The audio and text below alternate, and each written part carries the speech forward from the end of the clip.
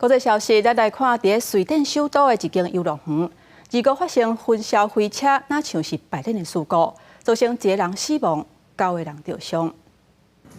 为了要加紧救援的速度，斯德哥尔摩格罗纳隆德游乐园已经全面疏散，暂停营业。焚烧飞车下来迄当阵，有人亲目睭看到，讲迄当阵的情形真恐怖。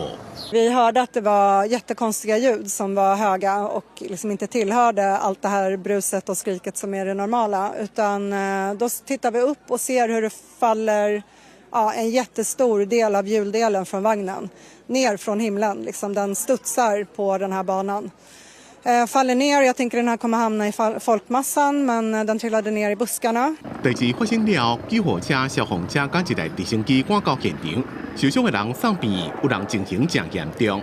Främre delen av tåget delvis har spårat ur och tåget har stannat i mitten av banan med en vagn lutandes. 意外发生迄当阵，焚烧飞车顶头有坐14个人。园方表示，因的游乐园已经有140年的历史，将至少关1礼拜来配合调查。根据游乐园的网站资料，这个名叫做“一叠线”的更轨式焚烧飞车，速度上近1点钟90公里，宽度有30公尺，每年有超过100万的游客来坐。